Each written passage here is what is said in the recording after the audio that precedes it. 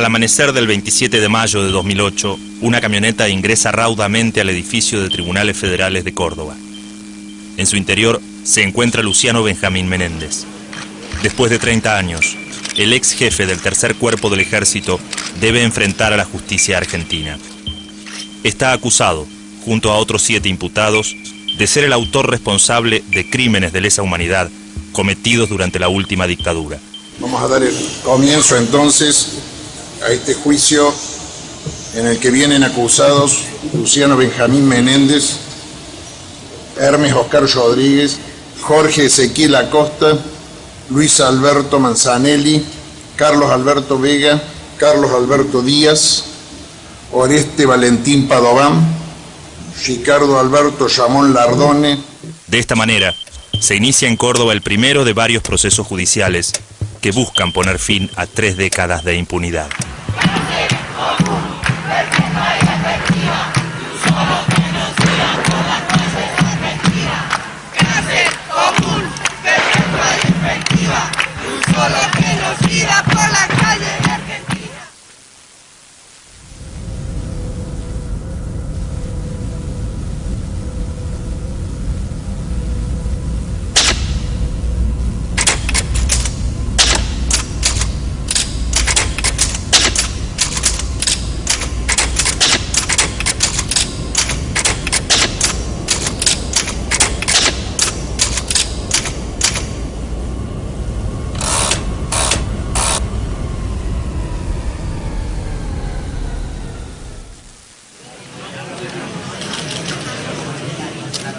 El general Luciano Benjamín Menéndez, considerado el máximo responsable de la represión clandestina en Córdoba durante la última dictadura, se sienta en el banquillo de los acusados.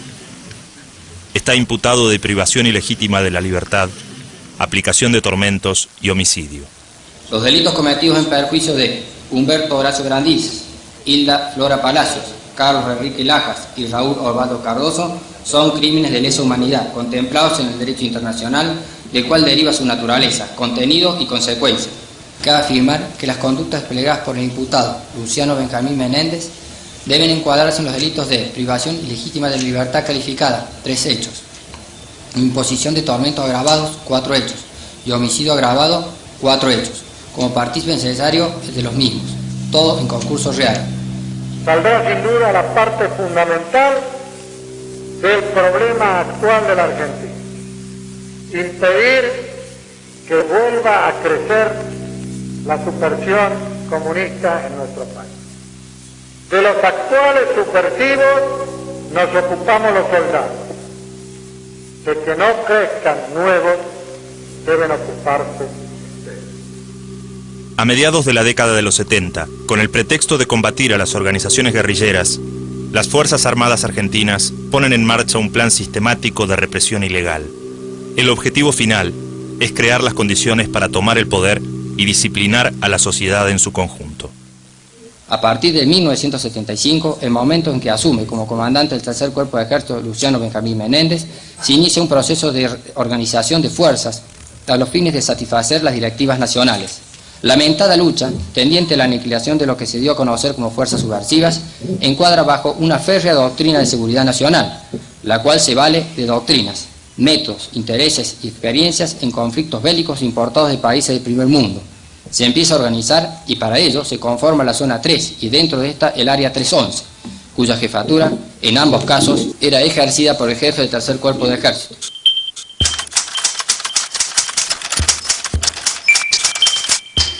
Siempre es un placer para un viejo soldado presidir una formación de sus jóvenes camaradas.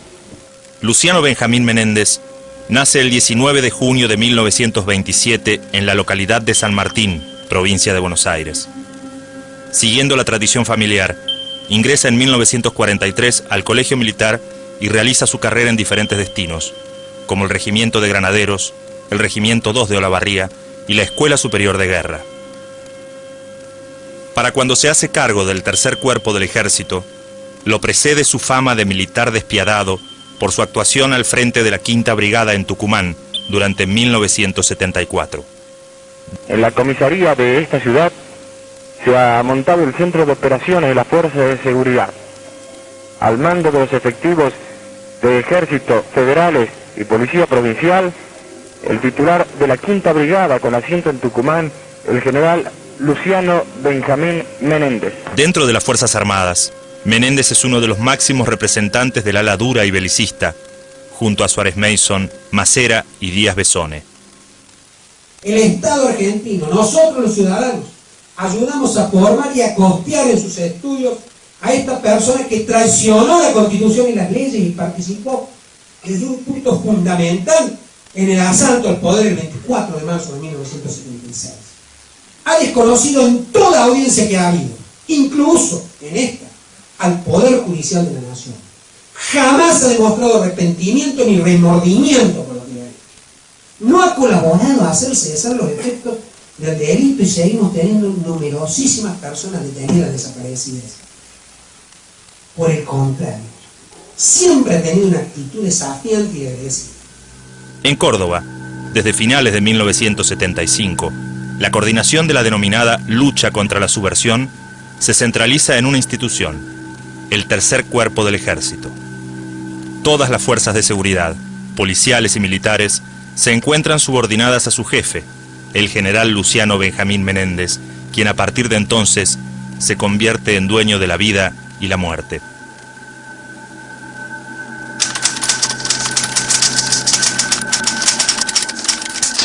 A partir de las 11 de hoy jueves, por decisión de las 2 CGT, los obreros abandonaron su trabajo en las fábricas y se dirigieron en manifestación y columnas al centro de la ciudad.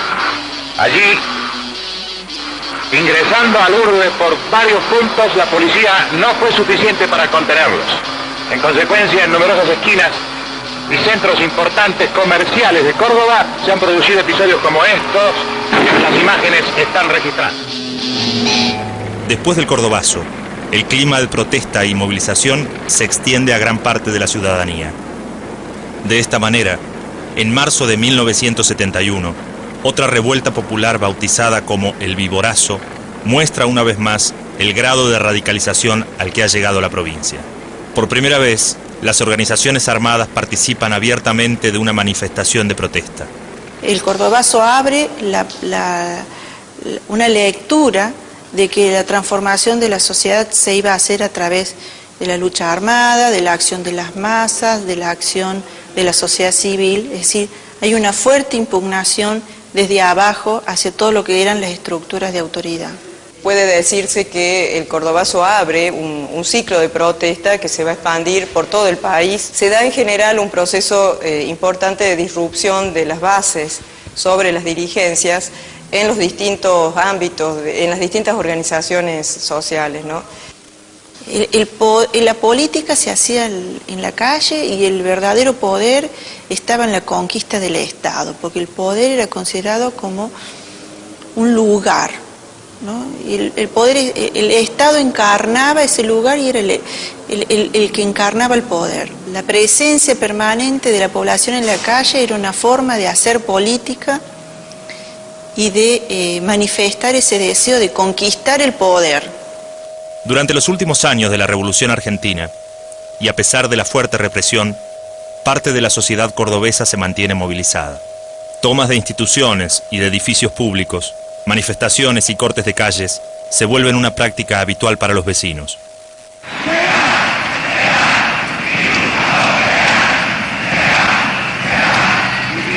Con la llegada de la democracia, en 1973, ese estado de movilización llega a su punto más alto. Sin embargo, una parte de las Fuerzas Armadas no está dispuesta a tolerar esta situación. A medida que la violencia aumenta y la democracia se debilita, el ejército pone en marcha un plan represivo que tiene como objetivo frenar la movilización social y disciplinar a la sociedad cordobesa. Hace 50 años la guerra estalló repentina y brutalmente en nuestro país. Sin tener arte ni parte, simplemente porque estábamos en la ruta de conquista del comunismo internacional.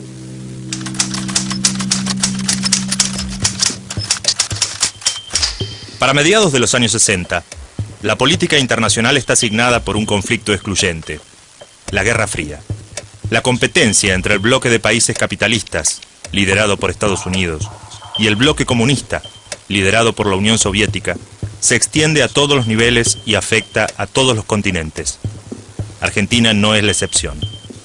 El alineamiento de Cuba con los soviéticos pone en alerta a Estados Unidos, que ante esta situación promueve desde la Academia Militar de West Point la llamada Doctrina de Seguridad Nacional. Sus postulados principales advierten sobre la influencia de la Revolución Cubana en América Latina y consideran como una amenaza potencial la expansión del comunismo por el continente.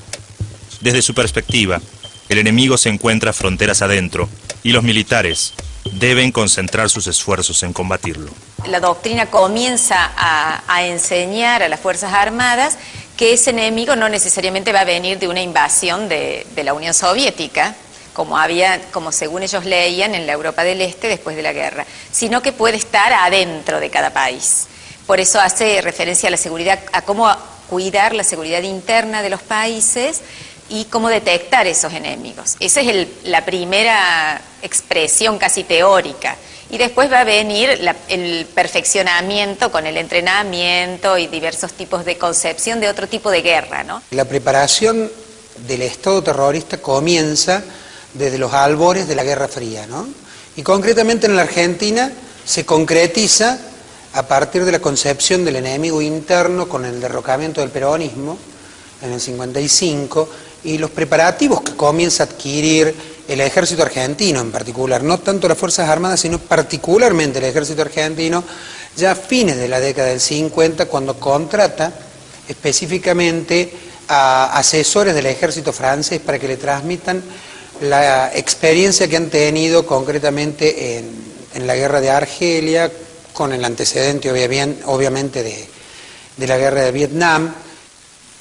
Los argentinos sufrimos el asalto de los subversivos marxistas que por orden y cuenta de la Unión Soviética y de su sucursal americana Cuba se proponían someter nuestro país a su sistema y sumarnos a sus satélites.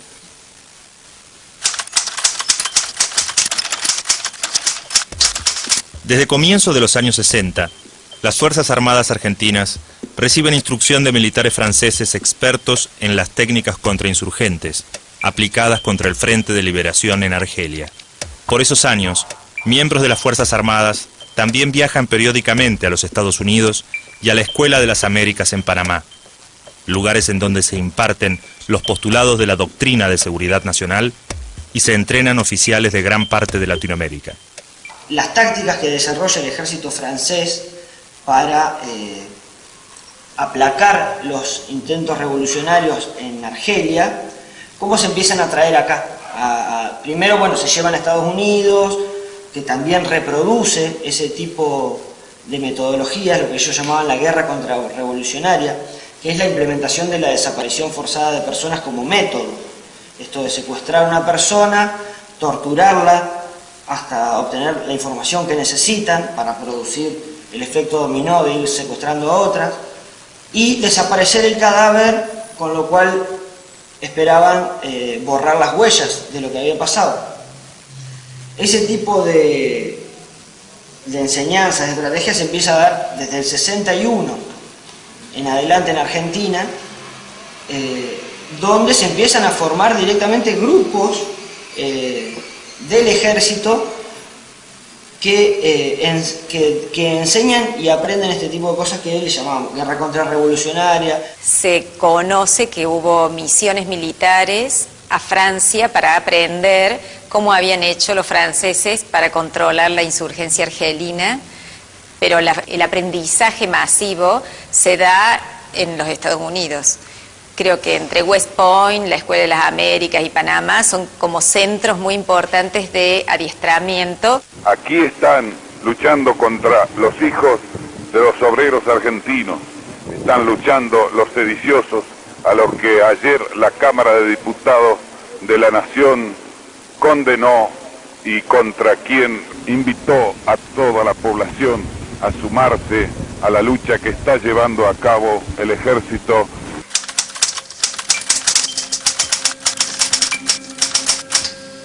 A comienzos de 1974, el Ejército Revolucionario del Pueblo instaura un foco guerrillero en el monte tucumano.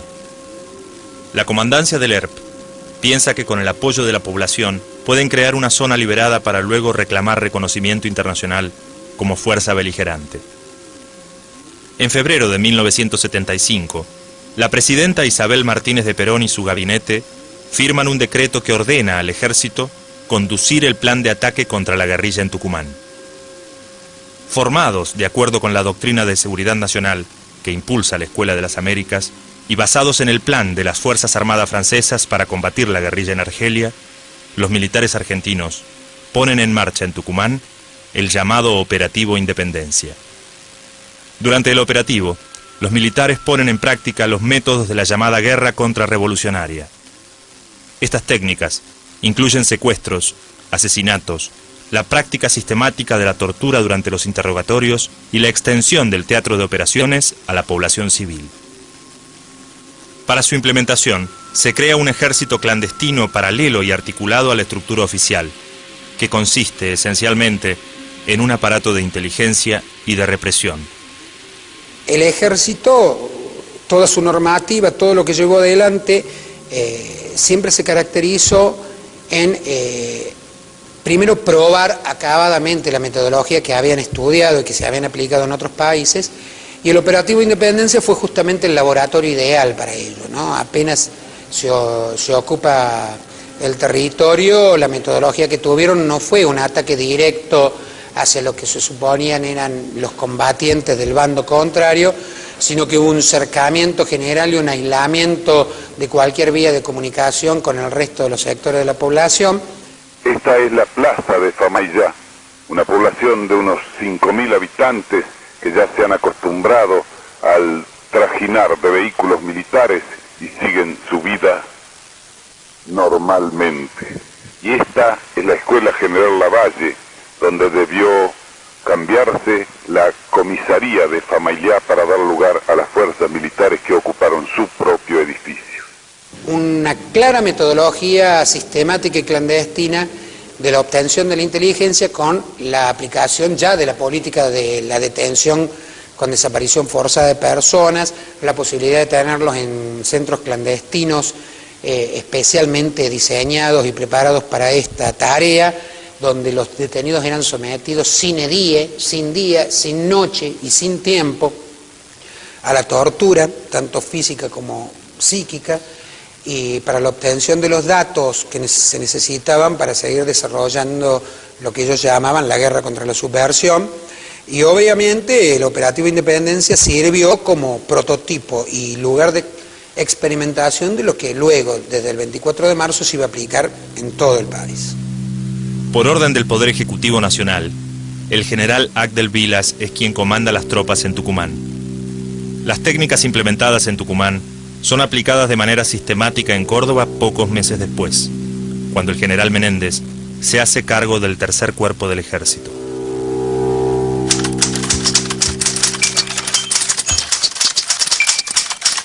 El general Menéndez pasa revista a las tropas formadas en su honor en el patio de armas del batallón 141 de comunicaciones. El batallón 141 contaba con 4 secciones.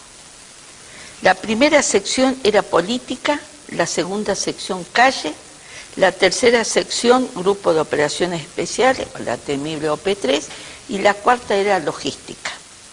O sea, todo el batallón 141 era de inteligencia, era de espionaje. La cuarta brigada era quien comandaba el área 311, que sería Córdoba. Dentro de esta estructura, acá están todas las formaciones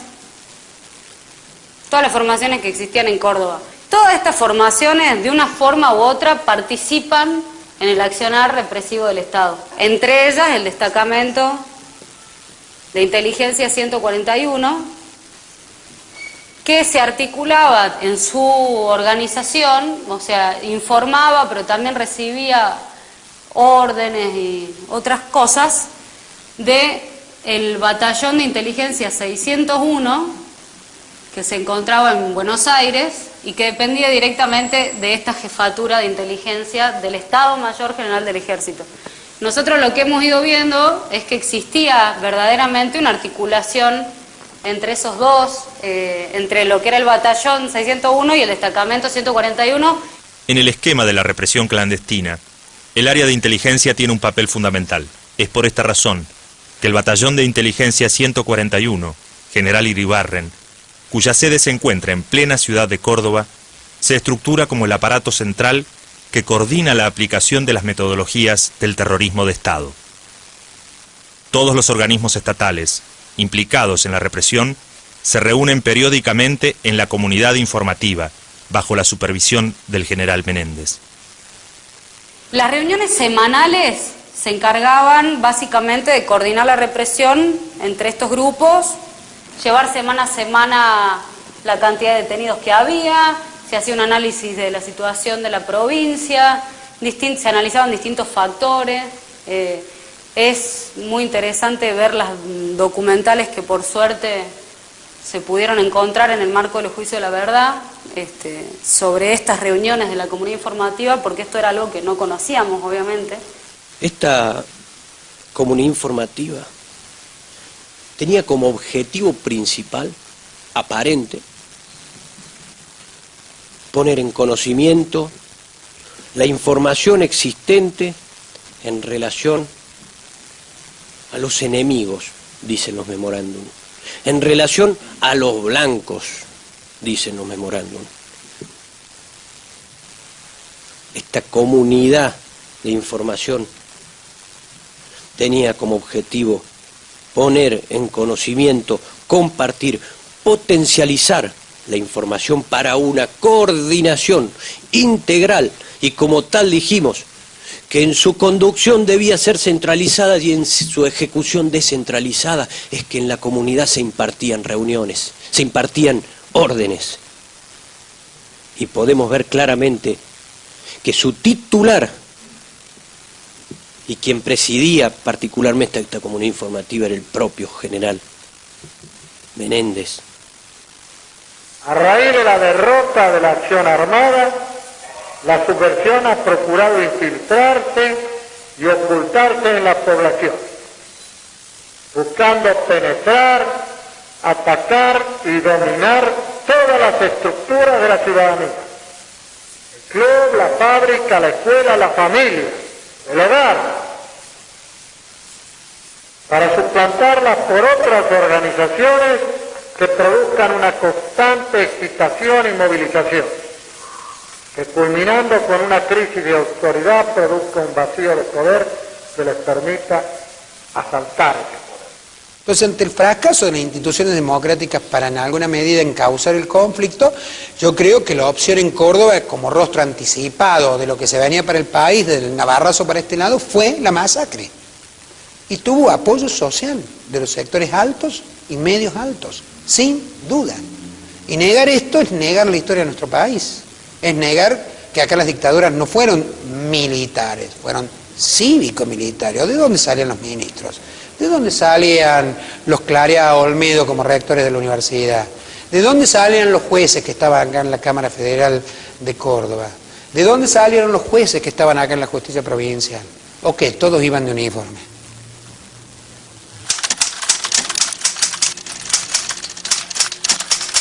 A pesar del éxito obtenido por las Fuerzas Armadas en su objetivo de disciplinar a la sociedad cordobesa, algunos grupos resisten la represión y se convierten en la principal voz de denuncia del Estado terrorista. Luego de 3 décadas de lucha, los responsables de la represión clandestina en Córdoba están siendo juzgados.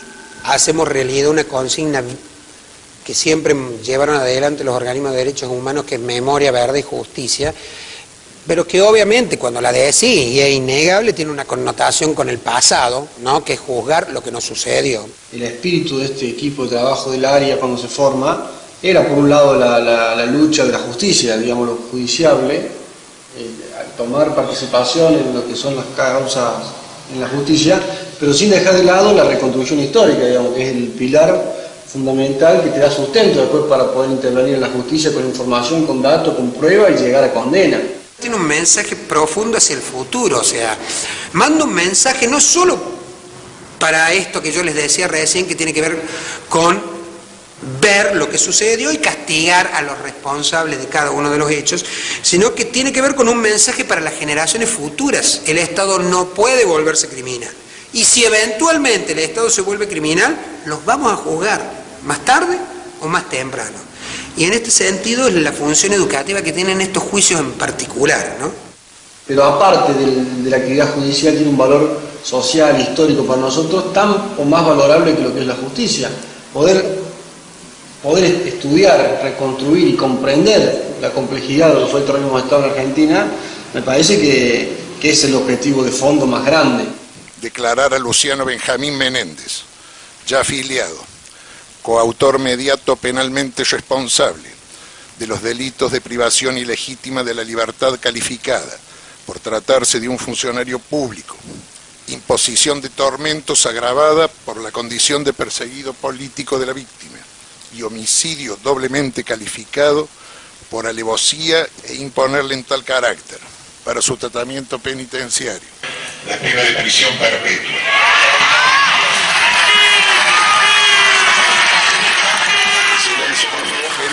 Silencio, por favor. Silencio, por favor, para que podamos continuar con la lectura del fallo. Inhabilitación absoluta perpetua. En consecuencia, revocar su prisión domiciliaria. Silencio, por favor. Silencio, por favor. Y en consecuencia, revocar su prisión domiciliaria y ordenar su inmediata detención y alojamiento en una unidad carcelaria dependiente del Servicio Penitenciario de la provincia de Córdoba. Silencio, por favor.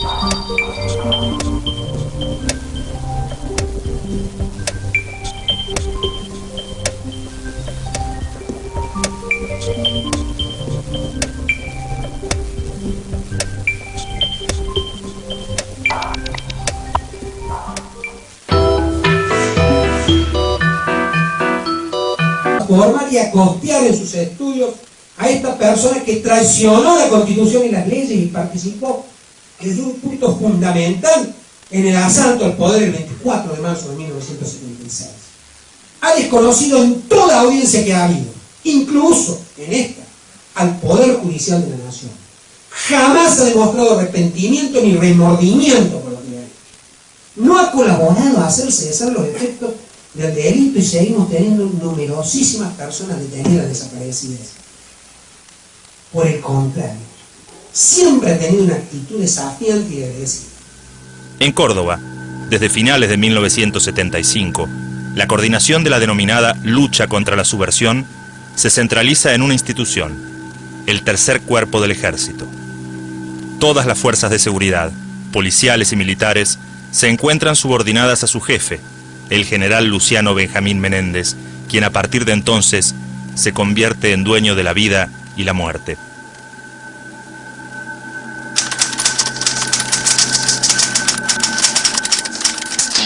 A partir de las 11 de hoy jueves, por decisión de las 2 CGT, los obreros abandonaron su trabajo en las fábricas y se dirigieron en manifestación y columnas al centro de la ciudad. Allí, ingresando al urbe por varios puntos, la policía no fue suficiente para contenerlos. En consecuencia, en numerosas esquinas y centros importantes comerciales de Córdoba se han producido episodios como estos que las imágenes están registrando. Después del Cordobazo, el clima de protesta y movilización se extiende a gran parte de la ciudadanía. De esta manera, en marzo de 1971, otra revuelta popular bautizada como el Viborazo muestra una vez más el grado de radicalización al que ha llegado la provincia. Por primera vez, las organizaciones armadas participan abiertamente de una manifestación de protesta. El cordobazo abre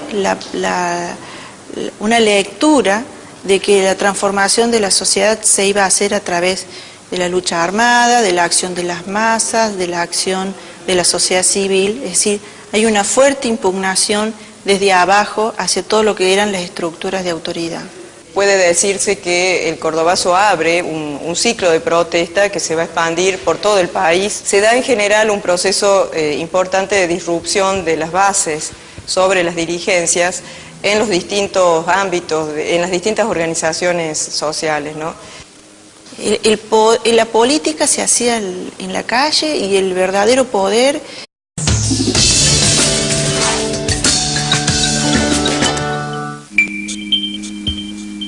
Al amanecer del 27 de mayo de 2008, una camioneta ingresa raudamente al edificio de Tribunales Federales de Córdoba. En su interior se encuentra Luciano Benjamín Menéndez. Después de 30 años, el ex jefe del Tercer Cuerpo del Ejército debe enfrentar a la justicia argentina. Está acusado, junto a otros 7 imputados, de ser el autor responsable de crímenes de lesa humanidad cometidos durante la última dictadura. Vamos a dar el comienzo entonces a este juicio en el que vienen acusados Luciano Benjamín Menéndez, Hermes Oscar Rodríguez, Jorge Ezequiel Acosta, Luis Alberto Manzanelli, Carlos Alberto Vega, Carlos Alberto Díaz, Oreste Valentín Padován, Ricardo Alberto Ramón Lardone.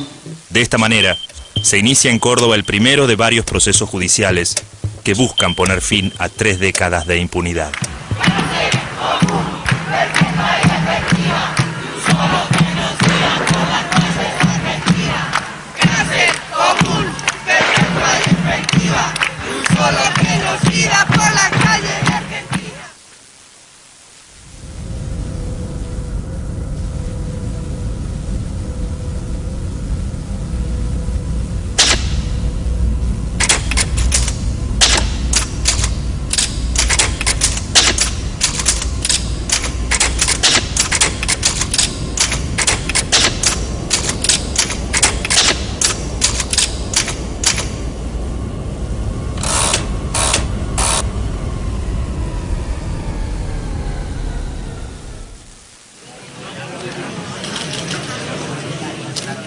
El general Luciano Benjamín Menéndez, considerado el máximo responsable de la represión clandestina en Córdoba durante la última dictadura, se sienta en el banquillo de los acusados. Está imputado de privación ilegítima de la libertad, aplicación de tormentos y homicidio. Los delitos cometidos en perjuicio de Humberto Horacio Grandís, Hilda Flora Palacios, Carlos Enrique Lajas y Raúl Osvaldo Cardoso son crímenes de lesa humanidad contemplados en el derecho internacional, del cual deriva su naturaleza, contenido y consecuencia. Cabe afirmar que las conductas desplegadas por el imputado Luciano Benjamín Menéndez deben encuadrarse en los delitos de privación ilegítima de libertad calificada, 3 hechos, imposición de tormentos agravados, 4 hechos, y homicidio agravado, 4 hechos, como partícipe, sino que puede estar adentro de cada país. Por eso hace referencia a la seguridad, a cómo cuidar la seguridad interna de los países y cómo detectar esos enemigos. Esa es la primera expresión casi teórica. Y después va a venir el perfeccionamiento con el entrenamiento y diversos tipos de concepción de otro tipo de guerra, ¿no? La preparación del Estado terrorista comienza desde los albores de la Guerra Fría, ¿no? Y concretamente en la Argentina se concretiza a partir de la concepción del enemigo interno con el derrocamiento del peronismo en el 55 y los preparativos que comienza a adquirir el ejército argentino en particular, no tanto las Fuerzas Armadas, sino particularmente el ejército argentino, ya a fines de la década del 50, cuando contrata específicamente a asesores del ejército francés para que le transmitan la experiencia que han tenido concretamente en la guerra de Argelia, con el antecedente obviamente de la guerra de Vietnam. Los argentinos sufrimos el asalto de los subversivos marxistas que por orden y cuenta de la Unión Soviética y de su sucursal americana Cuba se proponían someter nuestro país a su sistema y sumarnos a sus satélites.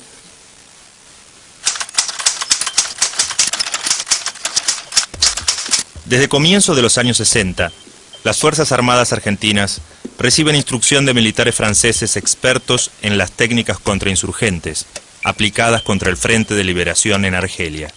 Por esos años, miembros de las Fuerzas Armadas también viajan periódicamente a los Estados Unidos y a la Escuela de las Américas en Panamá, lugares en donde se imparten los postulados de la doctrina de seguridad nacional y se entrenan oficiales de gran parte de Latinoamérica. Las tácticas que desarrolla el ejército francés para aplacar los intentos revolucionarios en Argelia, ¿cómo se empiezan a traer acá? Primero, bueno, se llevan a Estados Unidos, que también reproduce ese tipo de metodologías, lo que ellos llamaban la guerra contrarrevolucionaria, que es la implementación de la desaparición forzada de personas como método. Esto de secuestrar a una persona, torturarla, hasta obtener la información que necesitan para producir el efecto dominó de ir secuestrando a otras, y desaparecer el cadáver, con lo cual esperaban borrar las huellas de lo que había pasado. Estaba en la conquista del Estado, porque el poder era considerado como un lugar, ¿no? Y el poder, el Estado encarnaba ese lugar y era el que encarnaba el poder. La presencia permanente de la población en la calle era una forma de hacer política y de manifestar ese deseo de conquistar el poder. Durante los últimos años de la Revolución Argentina, y a pesar de la fuerte represión, parte de la sociedad cordobesa se mantiene movilizada. Tomas de instituciones y de edificios públicos, manifestaciones y cortes de calles se vuelven una práctica habitual para los vecinos.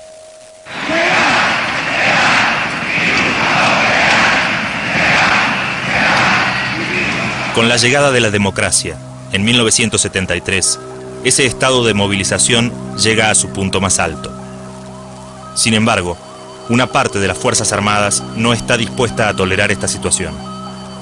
A medida que la violencia aumenta y la democracia se debilita, el ejército pone en marcha un plan represivo que tiene como objetivo frenar la movilización social y disciplinar a la sociedad cordobesa. Hace 50 años la guerra estalló repentina y brutalmente en nuestro país. Sin tener arte ni parte, simplemente porque estábamos en la ruta de conquista del comunismo internacional.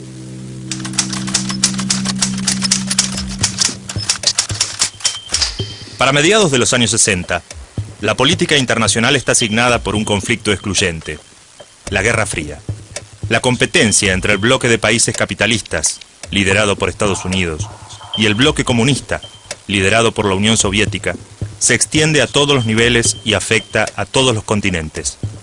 Argentina no es la excepción. El alineamiento de Cuba con los soviéticos pone en alerta a Estados Unidos, que ante esta situación promueve desde la Academia Militar de West Point la llamada Doctrina de Seguridad Nacional. Sus postulados principales advierten sobre la influencia de la Revolución Cubana en América Latina y consideran como una amenaza potencial la expansión del comunismo por el continente. Desde su perspectiva, el enemigo se encuentra fronteras adentro y los militares deben concentrar sus esfuerzos en combatirlo. La doctrina comienza a enseñar a las Fuerzas Armadas que ese enemigo no necesariamente va a venir de una invasión de la Unión Soviética, como según ellos leían en la Europa del Este después de la guerra. Necesario es de los mismos, todo en concurso real. Saldrá sin duda la parte fundamental del problema actual de la Argentina. Impedir que vuelva a crecer la subversión comunista en nuestro país. De los actuales subversivos nos ocupamos los soldados. De que no crezcan nuevos deben ocuparse. A mediados de la década de los 70, con el pretexto de combatir a las organizaciones guerrilleras, las Fuerzas Armadas argentinas ponen en marcha un plan sistemático de represión ilegal. El objetivo final es crear las condiciones para tomar el poder y disciplinar a la sociedad en su conjunto. A partir de 1975, el momento en que asume como comandante del Tercer Cuerpo de Ejército Luciano Benjamín Menéndez, se inicia un proceso de organización de fuerzas a los fines de satisfacer las directivas nacionales. Lamentada lucha, tendiente a la aniquilación de lo que se dio a conocer como fuerzas subversivas, encuadra bajo una férrea doctrina de seguridad nacional, la cual se vale de doctrinas, métodos, intereses y experiencias en conflictos bélicos importados de países del primer mundo. Se empieza a organizar y para ello se conforma la zona 3 y dentro de esta el área 311, cuya jefatura, en ambos casos, era ejercida por el jefe del Tercer Cuerpo de Ejército.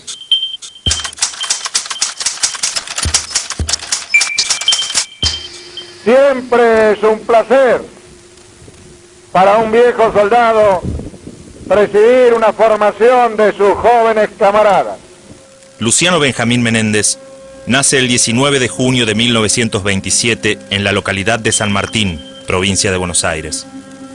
Siguiendo la tradición familiar, ingresa en 1943 al Colegio Militar y realiza su carrera en diferentes destinos, como el Regimiento de Granaderos, el Regimiento 2 de Olavarría y la Escuela Superior de Guerra. Para cuando se hace cargo del Tercer Cuerpo del Ejército, lo precede su fama de militar despiadado por su actuación al frente de la Quinta Brigada en Tucumán durante 1974. En la comisaría de esta ciudad se ha montado el Centro de Operaciones de las Fuerzas de Seguridad. Al mando de los efectivos de Ejército Federales y Policía Provincial, el titular de la Quinta Brigada con asiento en Tucumán, el general Luciano Benjamín Menéndez. Dentro de las Fuerzas Armadas, Menéndez es uno de los máximos representantes del ala dura y belicista, junto a Suárez Mason, Macera y Díaz Besone. El Estado argentino, nosotros los ciudadanos, ayudamos a